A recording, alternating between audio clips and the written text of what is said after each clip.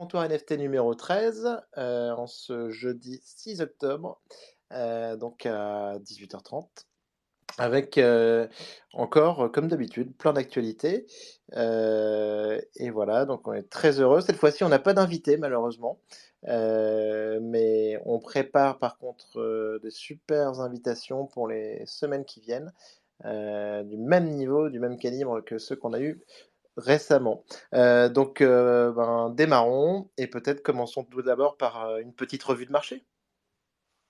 Ouais, avec plaisir. Ouais. Bon, c'est un petit peu décevant, hein, presque les marchés Tu crypto en ce t'ennuies? moment là. Il se passe pas grand-chose. On est passé en mode stablecoin, hein. Je pense sur l'Ether et le Bitcoin. On range autour, c'est quoi? C'est 1300, 1350 Mmh. sur l'Ether et puis 19 500, 20 000 sur le Bitcoin. C'est un peu euh, ça n'a rien à voir par rapport au marché traditionnel où là, ça bouge dans tous les sens tout le temps, quoi. Enfin, il y a des sessions de malades, que ce soit sur les equities, les bonds, les comos. Enfin, ça part vraiment dans tous les sens. Et crypto, bah voilà. Mais alors c'est assez marrant parce que ça, on en a parlé pour le coup la semaine dernière et on avait déjà noté un petit découpling et donc ça se maintient. Ouais, bah, ça a l'air de se maintenir. Alors, je sais pas exactement ce que ça veut dire. Je pense qu'il y a aussi pas mal de gens qui sont un petit peu désintéressés notamment de l'Ethereum parce que voilà, le merge est passé, donc t'as plus de catalyse court terme, donc t'as un petit peu moins de spéculation là-dessus, donc ça redevient un petit peu plus, ça se normalise, on va dire. Donc ça, c'est peut-être le premier point. Et puis ouais, je pense que peut-être que les gens ont déjà assez à faire avec leur portefeuille traditionnel. Ils ont pas le temps d'aller Non, d'aller portefeuille faire des gros trains traditionnel. ouais, mais parce que je pense qu'aussi tu vois, le marché, il est bougé par les gros, par les instits, etc. Et puis je pense qu'en ce moment, ils ont peut-être les mains pleines avec l'autre partie du marché. Je sais pas exactement, mais en tout cas, c'est vrai que c'est intéressant de voir que on a découpé, en tout cas pour le moment, à court terme, ouais. Mais non, mais je pense que oui, les gens, elles sont sur le portefeuille traditionnel, sur leur facture d'électricité et après bon, bah, la crypto, on laisse faire, quoi. Bon, après, t'as quand même les degen crypto, hein, qui ressortent de temps en temps. Je sais pas, ce week-end, tout le monde s'est mis je pense à prendre des positions short, comme il y avait les news de Crédit Suisse là qui tournaient un petit peu partout en laissant penser qu'ils allaient faire faillite. Bon, voilà, clairement, Bien c'était sûr. beaucoup de bullshit. Après, bon, la banque va pas très bien, hein. On le sait depuis un moment, hein. C'est pas une news, hein, mais c'est vrai que c'était marrant parce que moi, je suis ça de enfin, on va pas dire de près, mais je suis ça quand même depuis un moment. Enfin voilà, c'est clairement quelque chose d'important pour le marché traditionnel. Mais je sais pas, ça s'est excité ce week-end là-dessus avec des posts vraiment qui écrivaient n'importe J'ai l'impression que quoi ça coupe un peu. sur Crédit Suisse. Ah, tu m'entends là? Moi, je t'entends bien, Nico. J'ai l'impression que c'est de ton côté.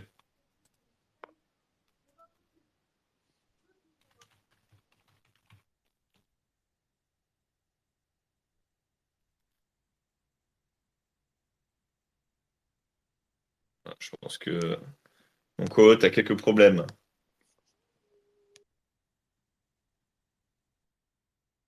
Donc ouais, donc je disais, donc Crédit Suisse est un petit peu un non-event. Par contre, ce qui était intéressant la semaine dernière, c'était de voir ces fameux fonds de pension, hein, donc UK, on en a parlé déjà, qui étaient sous pression et qui devaient vendre des actifs risqués. Et là, c'était vraiment le point important du marché qui a fait bouger les choses. Et on l'a bien vu, hein, donc la Bank of England, qui est la banque centrale locale, a dû step up et a dû stopper l'hémorragie avant que ce soit trop tard. Donc ça, c'était le vrai événement. Après Credit Suisse, bon, ça fait les headlines, ça fait parler les gens, mais c'est une situation qui est, je pense, assez maîtrisée, euh, assez. Je vais essayer de ramener mon co-hôte.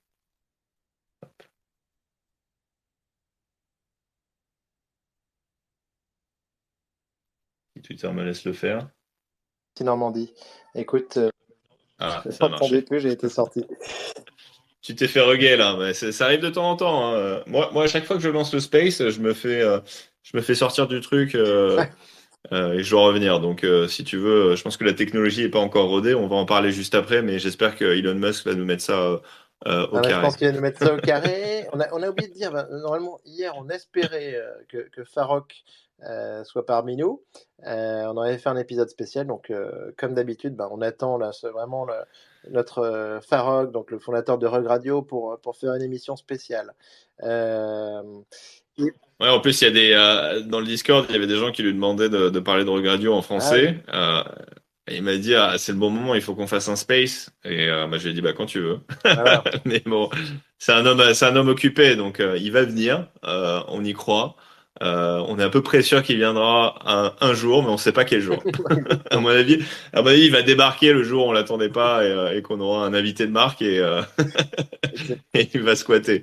Mais en tout cas, ça nous ferait plaisir de l'avoir et surtout de l'entendre parler de Rogue Radio qui marche d'ailleurs très bien en ce moment, Ah donc oui. c'est plutôt top.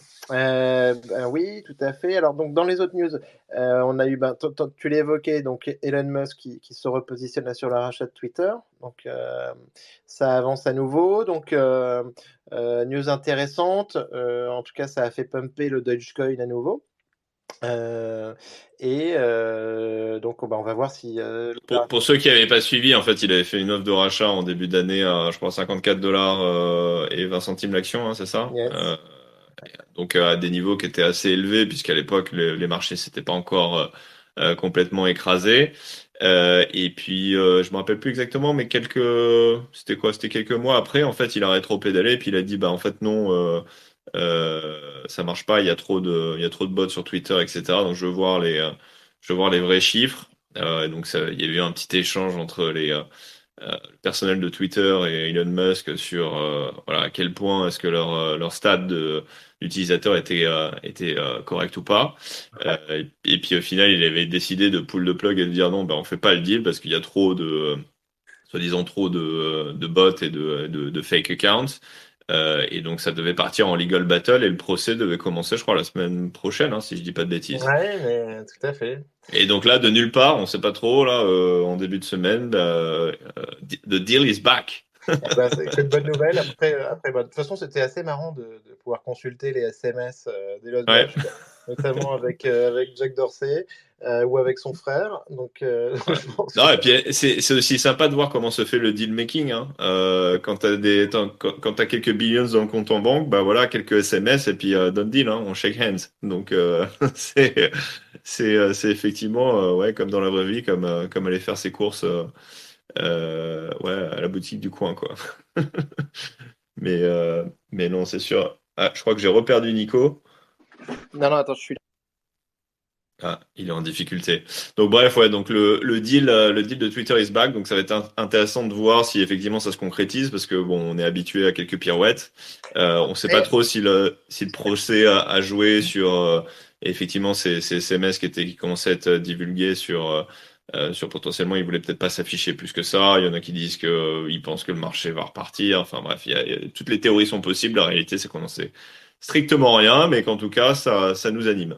ça nous anime parce que Twitter, c'est quand même, crypto Twitter, c'est quand même central hein, dans les cryptos, dans les NFT. C'est de là que tout NFT part. Twitter, Nico. NFT Moi, je suis sur Twitter, NFT Twitter, personnellement. exactement. Enfin, on va suivre ça de près. Autre news intéressante que je mentionnais, c'est le Japon qui vient de faire une annonce. Donc en disant ils passaient full NFT, qu'ils allaient promouvoir le Web3 et, euh, et les NFT, le métaverse, en soutenant en fait l'innovation. Franchement, je trouve que c'est une news assez intéressante d'avoir donc tout un pays, en tout cas, qui se déclare pro NFT de manière très nette, et en particulier le Japon, qui avait quand même des codes très différents et qui avait l'impression d'avoir loupé un peu les deux dernières vagues d'Internet en le faisant un peu dans son coin. Donc en tout cas, bonne nouvelle structurelle, toujours pro LFT. Ouais, non, ça c'est top à voir parce qu'effectivement, c'est vrai qu'on avait un peu l'impression qu'il s'était redevenu un petit peu dans l'ancien temps et à la ramasse sur tout ce qui était innovation technologique. Et puis bah, de les voir faire un push là-dessus, bah, c'est plutôt cool de voir le Japon back in the race. Mais surtout, bah, c'est bon pour l'écosystème crypto NFT parce que clairement, ça veut dire plus d'adoption. Et alors, mais justement, il y avait un peu une blague là-dessus. Il y a eu une réponse justement en tweet à ça. C'était celle de DJ Daiku. Donc avec Gigi Daigaku, je crois. DJ Daigaku, tu as raison, exactement, avec son fondateur Gabriel. qui disait, bah, en fait, Daigaku, c'est un peu un projet japonais, quoi, en tout cas, parce que avec des mangas, donc il essayait de se Ouais, greffer là-dedans. Et il en rate pas figure-toi une que lui. moi, j'ai bien creusé le projet quand même ce week-end. Et Ah, ça y est, franchement, tu nous annonces que t'es dedans? alors franchement, j'y suis pas allé encore, mais franchement, je trouve que c'est un projet quand même assez intéressant. Et quand même, après, qui est pas si simple, hein, parce qu'il y a toute une série d'airdrops qui ont déjà eu lieu, qui vont avoir lieu cette semaine, la semaine Oui, prochaine. il y en a à venir, hein, c'est ça, hein? Ouais, ouais, tout à fait. Alors, il y a un airdrop avec Sandbox là cette semaine, un autre airdrop et un reveal en fait des Heroes la semaine prochaine. Mais c'est La quoi? C'est semaine des prochaine. personnages que tu vas utiliser dans le jeu ou c'est quoi exactement? Alors, on sait pas encore exactement. Et après, ce qu'il y a, c'est que le Discord est token gated. Enfin, donc, on Hmm. peut pas avoir accès vraiment à toutes les infos sans avoir de Digidaigaku. Mais après, donc, il y a une question ouais, de personnage, de créer une lignée dans un personnage, créer une lignée dans le jeu. Après, il y aura une question de land à un moment ou à un autre. Mais franchement, je trouve que c'est quand même un super gros projet. Ouais. Ouais, et puis leur ambition, c'est de faire des jeux qui sont accessibles et surtout qui sont utilisés au Exactement. maximum, hein, c'est ça, c'est pas un triple A game en mode. Oui, mais on en parlait, c'est ce concept du free to own, et donc on n'est pas en triple A, on est sur un maximum de joueurs, on est sur la construction vraiment aussi d'une nouvelle économie du Web3 gaming.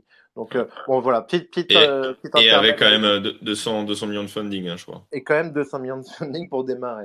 Ce qui est Donc pas, ce qui est pas, ce qui est pas dégueu, quoi. Ce qui est d'ailleurs ce que les gens essaient de lever pour les triple A games. Donc, exactement. Donc ça, c'est une nouvelle super intéressante. Euh, et donc, bon, par rapport à ça, sur l'écosystème, on avait aussi ben, à garder en ligne de mire hein, le staking de l'Apecoin pour le 31 octobre. Donc on le rappelle, hein. On attend là-dessus quand même ben, des mouvements d'ici la fin du mois. ouais, alors c'est vrai que pour l'instant, ça n'a pas trop bougé, là. Ça, c'est un peu, c'est un peu stagnant, là, au niveau où on est aujourd'hui, là, autour des 5 et demi. Mais bon, on va voir un petit peu ce qui va se passer. Je pense qu'effectivement, il va y avoir pas mal de mouvements quand on va approcher de la date. Donc, à mon avis, l'attention span côté crypto et NFT est très court. Donc, 31 octobre, faut se dire 2 semaines avant, pas plus.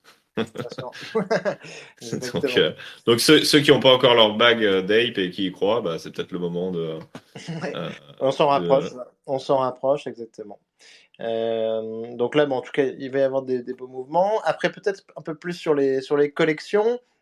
Donc ce qu'on a vu, c'est que, bah, on a en fait les Cool Cats en fait qui est une bonne nouvelle. Les Cool Cats qui ont un investissement qui accueillent Animoca Brands sur un investissement stratégique.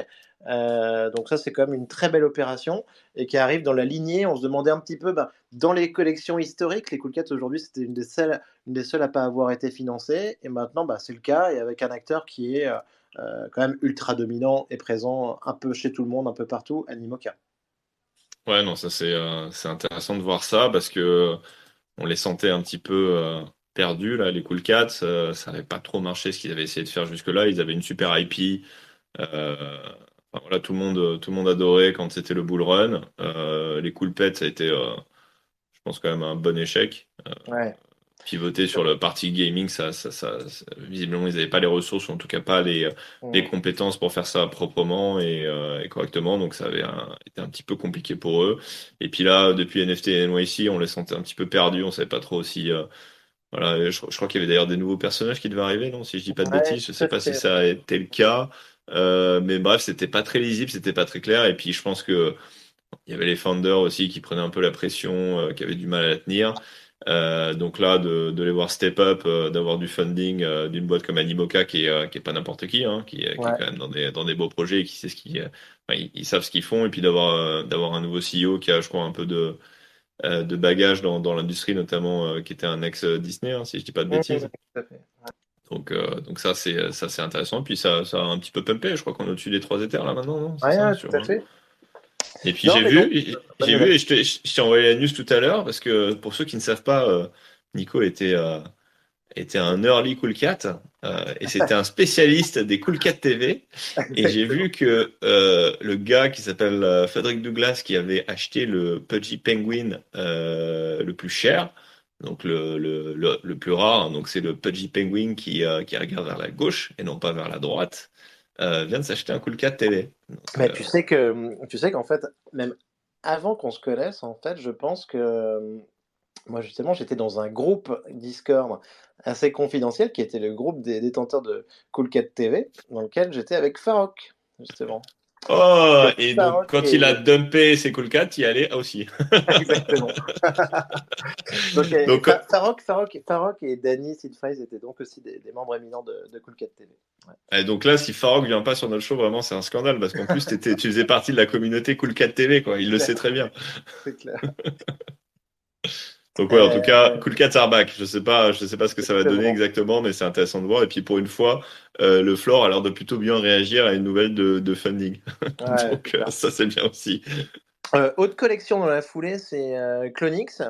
Alors Clonix avec Clonix Arbac aussi, hein, au niveau du floor. Bon, vu qu'ils appartiennent à Nike, on se faisait moins de soucis pour eux. Mais cependant, le floor était quand même assez bas, autour de 6 Ethers. Là, ça a bien pumpé. Là, on est à 7, 7,5, avec des annonces à venir pour les clones. Après, moi, je t'avoue que je trouve quand même le projet là, assez compliqué en fait avec l'espèce de d'arborescence, C'est dur à et lire. C'est très de dur à lire. monolithe. Franchement, c'est difficile. Moi, il me reste un Monolith 2, et des CryptoKicks, et je sais pas trop quoi en faire, et on sait pas trop comment qui va avoir le droit à quoi, est-ce qu'il va y avoir un airdrop, les quêtes elles en finissent pas trop. Je trouve que le projet il est quand même pas évident. Ouais, non, c'est pas facile à lire. Alors, on n'est pas au niveau Pixel Vault, hein, clairement. D'ailleurs, C'est on en a pas parlé Pixel Vault, mais ils ont foiré euh, leur release là, non, de D'ac jeu là, si je dis pas de bêtises. Donc bon, ah j'étais un peu ouais, dégoûté parce que j'avais un peu de POW, tu sais, le token de l'écosystème. Je l'ai vendu avant la news, mais littéralement, genre 5 jours avant. Je me suis dit, mais quel imbécile. Et puis, bah, en fait, finalement, ça n'a pas duré longtemps parce que ils ont foiré leur launch et direct, le token s'est réécrasé close to zero. Donc finalement, de ce côté-là, tout va bien.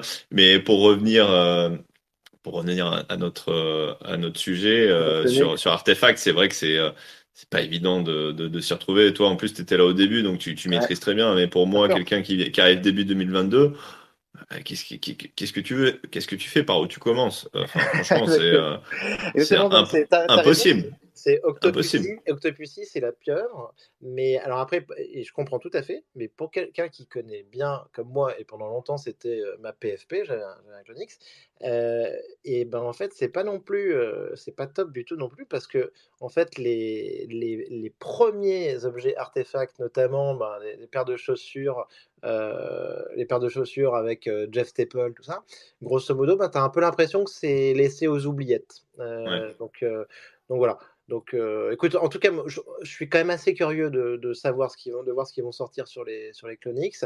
Après, je pense que c'est important de réussir à emmener tout l'écosystème, au même endroit, quoi, en fait. Ouais, c'est sûr. Après, et aussi les gens parlent souvent du floor qui est un peu bas Mmh. euh, côté artefact des Clonix, mais si je dis pas de bêtises, il y en a 20 000, hein. Donc, Il y en a 20 euh, 000, il y en a 20 donc, euh, donc c'est par rapport à une connexion de 10 000, bon, tu multiplies peut-être pas exactement par deux, enfin c'est un peu différent, mais si on était sur juste 10 000, on serait bien sûr. clairement sur un floor plus haut que ça et probablement au-dessus des 10 Ethers. Donc dans le marché actuel, quand on regarde, c'est quand même pas Mmh. mauvais, hein. Non, Il y en a, non, il y en a, il y en a très peu qui sont au-dessus de cette range. Bon, après, bon, techniquement, il l'est pas, hein, donc il est en dessous de ça. Mais ça reste quand même des beaux niveaux. Mais bon, il y a Nike derrière, donc on peut s'attendre à bien euh, sûr. ce genre de niveau pour le NFT. Ouais. Tout à fait. Alors après, on avait donc, une autre news, enfin, moi, je voulais enchaîner juste là-dessus, c'était sur le QQL dont on a parlé. On parlait de ce projet donc de Tyler Hobbs, avec un développeur, super beau projet d'art génératif assisté, et là on en repa et alors moi, j'ai été un petit peu déçu par le floor. Je m'attendais quand même à quelque chose qui tiendrait un peu mieux, parce qu'on est sur une supply limitée à 999 et là, franchement, on est tombé quand même à 16 Ethers, Je crois même par qu'il y a eu des trades rapport. à 14. Il y a eu 14, tu as raison. Donc Moi, loss making, hein. je mets ça en perspective par rapport à du Fidenza, quoi, qui est à 96. Je trouve que c'est pas très élevé, hein. Et pourtant, tu as Punk 6529, pas mal de d'OG, en fait, qui soutiennent le projet, hein.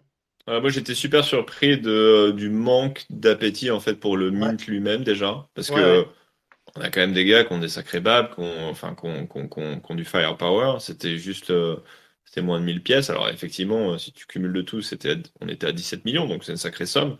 Mais finalement, c'était 16, je crois, le résultat Hmm. c'était 16 ou 14? Non, 14, le résultat de la 14, Dutch Auction. 14, 14, ouais. Franchement, c'était pas aussi important que ce que je pensais allait se passer. Et j'ai l'impression que les gens limite le valorisent comme tu sais, un pet project du Fidenza, parce que les Fidenza sont à 100. Tu sais, souvent, tu as un multiple de 5 entre la Exact, ouais. collection Bien sûr. de base Ouais, et ouais. le pet project, mais sauf que c'est Comme pas du sur tout ça. les Bored Ape et les mutants, tout à fait, ouais. Ouais, donc je sais pas trop exactement quel est le rationnel derrière la valeur. Alors après, bon, c'est un nouveau projet, hein, donc ça reste très honorable, hein, c'est quand même des montants assez importants, mais c'est vrai que je m'attendais peut-être un petit peu plus. Et alors, au début, il y avait quand même une liquidité qui était pas mauvaise sur le secondaire, où je pense qu'il y a des gens qui ont raté Ouais. peut-être le min, parce que bon, c'est aussi quand tu es à ce niveau-là, tu fais pas que du degen toute la journée à faire des Dutch auction, donc tu es peut-être dans des avions ou sur ton yacht, j'en sais rien. Donc t'as peut-être pas forcément le temps de jouer ça, et c'est vrai qu'il y a eu de la liquidité, je crois que ça a traité jusqu'à 22-23 Ethers quand même. Et Ouais, puis tout à fait. derrière, effectivement, ça s'est écrasé. Et on parle pas aussi des NFT mintés, Ouais. mais il y a zéro liquidité là-dessus. Alors c'est peut-être un peu normal parce que bon, c'est des pièces un peu uniques et particulières et ça va prendre du temps pour peut-être apprécier ça et trouver les bonnes marques pour valoriser ces pièces qui sont chacune uniques. Il y a eu une pièce, je crois, qui a traité pour 100 Ether, qui est la pièce qui a été mintée par le Dandelion, qui est un des co-founders enfin, Mais co-artistes du projet. alors, est-ce que c'est lui qui l'a minté ou est-ce qu'il a racheté, Ah, est-ce c'est qu'il lui qui a a racheté? alors D'accord. Ah, c'est peut-être ça alors, je sais alors, pas. il me semble qu'en fait, donc le cofondateur du projet a acheté en fait, une des premières pièces mintées, tu vois? D'accord, ok. Bon, bah, c'était peut-être pour Heu lancer le truc, mais derrière, Ouais, mais ça mais ça ça a pas et du tout suivi, quoi.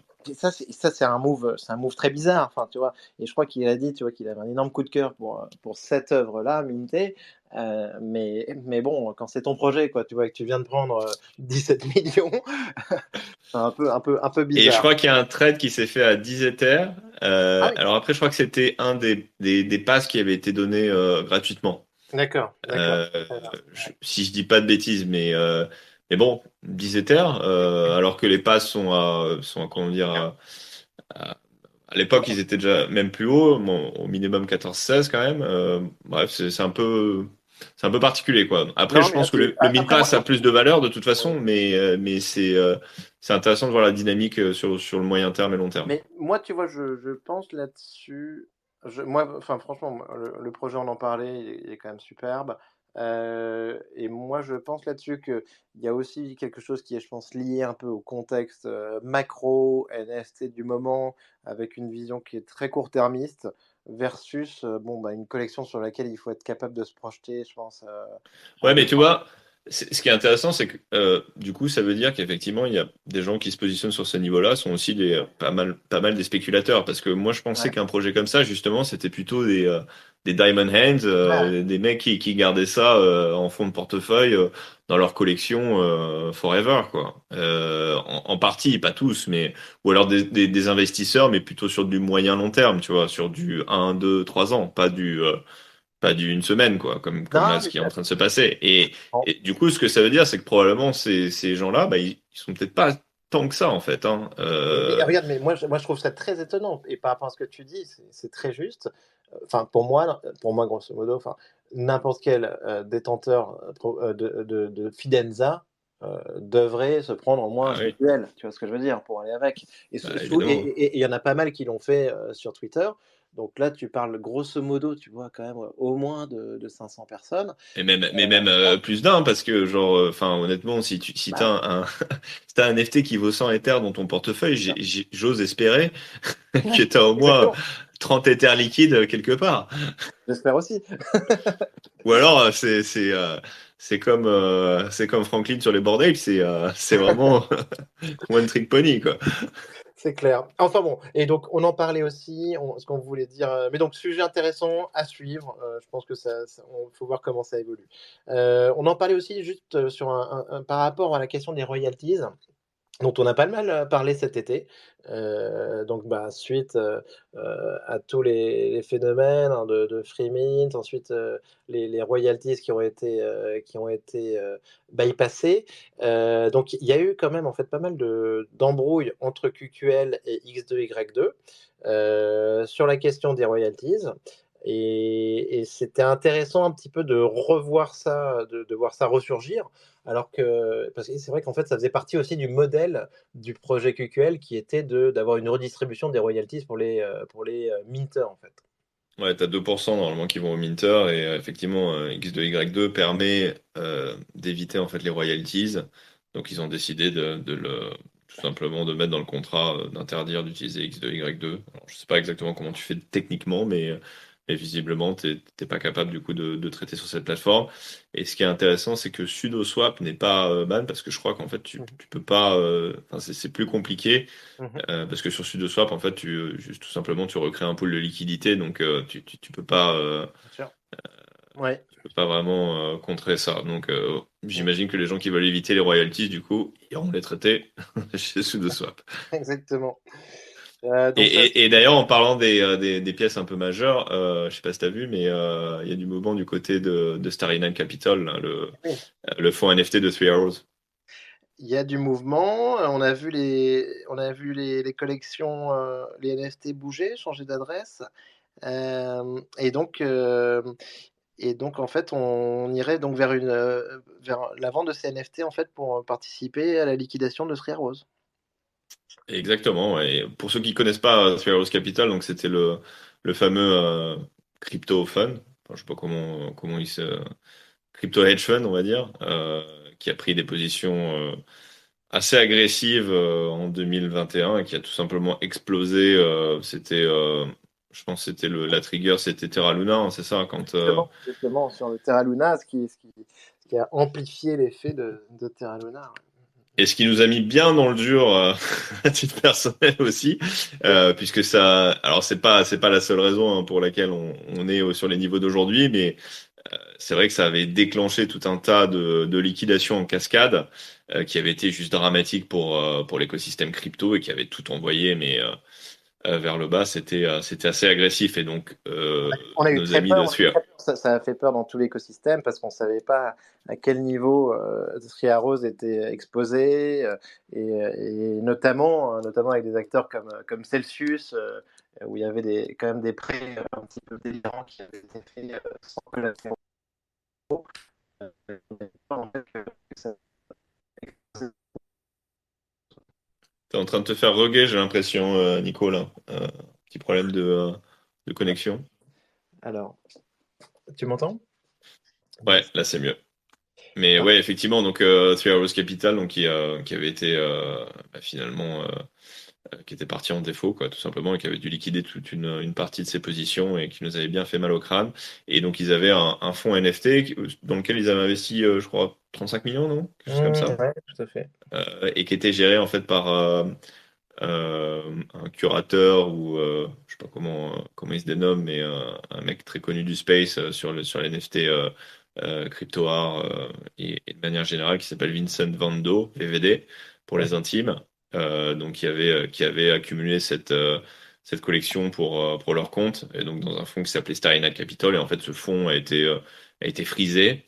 Puis il avait déjà été, je crois, transféré de wallet à wallet. Et puis là, visiblement, il y aurait eu un transfert récent qui semblerait indiquer que les liquidateurs en charge du dossier se préparaient peut-être à vendre en fait tout simplement les NFT. Et Donc, on devrait avoir en tout cas quelques hard blocks de ah bah là, qualité, il y a quelques des Graals. tokens.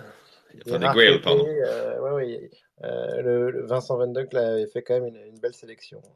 Bah, il y avait le RPP qui a été vendu à 3 millions, je crois, non? Le Ah ouais. premier, où tu as une Ouais. espèce de planche de BD. Bon, après, c'est historique, c'est iconique, ça va être intéressant de voir quel type de niveau on arrive à avoir pour ces pièces-là, Ouais. comment ils vont s'y prendre aussi pour la vente hein, de ces NFT, parce que c'est pas des NFT qui sont faciles à vendre.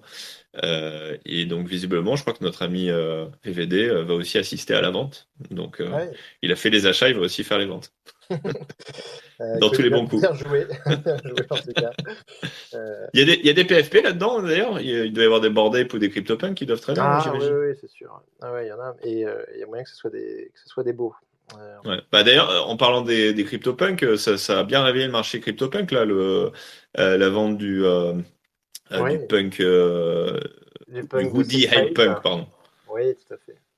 Parce que t'as eu un zombie qui a traité dans la foulée, et puis t'as Ouais. plein de hoodie punk là qui sont en train de traiter à des niveaux quand même Hmm, pas mauvais du tout. c'est vrai, c'est vrai. Après, je pense le floor doit être à 67, 68, je pense, dans ces eaux-là.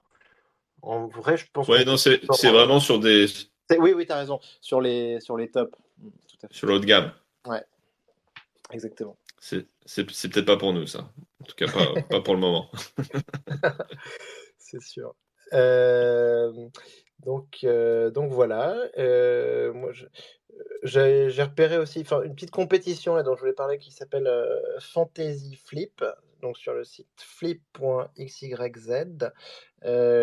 Pour ceux que ça intéresse, en tout cas, qui auraient envie de se lancer un peu donc dans l'investissement dans les NFT, dans le flip, sur cette plateforme, en fait, il est possible de faire de l'investissement simulé. Grosso modo, c'est une petite compétition, tout le monde part avec 100 Ethers, donc c'est, la possibilité de faire des pauses, virtuelles, et de voir un petit peu comment ça évolue sur le marché. Donc je trouve que c'était un petit concours intéressant, sympa, c'est assez bien fait. Donc je vous encourage à essayer en tout cas. Yes. Et puis peut-être pour finir, il y avait des news un petit peu, enfin, je sais pas si on peut dire marrantes, mais un petit peu, comment dire, extraordinaire. T'as le projet Tout à fait. Pixelmon, visiblement, qui essaye de faire un comeback. Donc, ça, je l'avais pas vu venir, mais visiblement, alors, je sais pas, le projet a été récupéré par quelqu'un. Je sais pas s'ils ont vendu ou juste récupéré le truc comme ça. Mais ils essayent de revenir sur le devant de la scène, après avoir quand même levé, je sais plus, pour 70 millions, je crois, à Ouais, l'époque, c'est en Ether. 70, 100 millions, ouais, bien sûr. Ouais, ouais. Donc, ce qui était énorme, et clairement, il y avait juste rien derrière, ou en tout cas pas grand-chose, à part peut-être Kevin, hein, la fameuse tortue qui avait traité à 5-6 d'Ether. Et puis non, et l'autre nouvelle qui est un peu moins marrante, c'est Trade Sniper. Thread Sniper, outil super utilisé, hein. Ouais, où il y a eu un petit souci sur un wallet de la compagnie, hein, si je comprends bien. Exactement, ben, la boîte a fait une levée de fonds, je pense assez importante, et en fait cette levée de fonds, ben, grosso modo, était dans le hot wallet, MetaMask, du fondateur, et donc ils ont annoncé là que, en fait, bon, bah, il s'était fait hacker et qu'il avait perdu, donc le montant levé, donc dans ce wallet compromis. Donc comme quoi, comme d'habitude, faites attention, utilisez un cold wallet, un ledger, c'est français, et franchement, c'est quand même très important.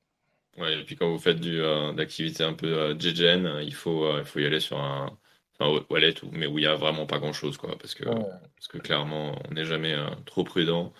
Il y a beaucoup de hacks, il y a beaucoup d'arnaques, de liens frauduleux, et donc ça va très vite. ouais, c'est clair. Super. All right. Bon, bah, c'était un petit peu plus court que d'habitude. Je m'excuse parce que c'est en partie à cause de moi, puisque je dois prendre un train juste après. Donc, volontairement, on n'a pas mis d'invité. Et puis, comme Farouk n'était pas disponible, on pensait l'avoir cette semaine, mais ce sera une autre semaine. Mais on vous retrouve la semaine prochaine avec un invité de marque. Et puis, vous pouvez nous écouter en tout cas sur les plateformes en replay, Spotify, YouTube. Je crois qu'Apple Podcast, je suis pas sûr que ça marche encore correctement, mais on y sera bientôt. Et puis on est très content de vous avoir à chaque épisode de Comptoir NFT. Mais merci à tous nos éditeurs. Ouais, c'est un plaisir de partager tout ça avec vous. Et donc, ben, à très bientôt. Merci, à Voilà. bientôt. Au Allez, revoir. salut.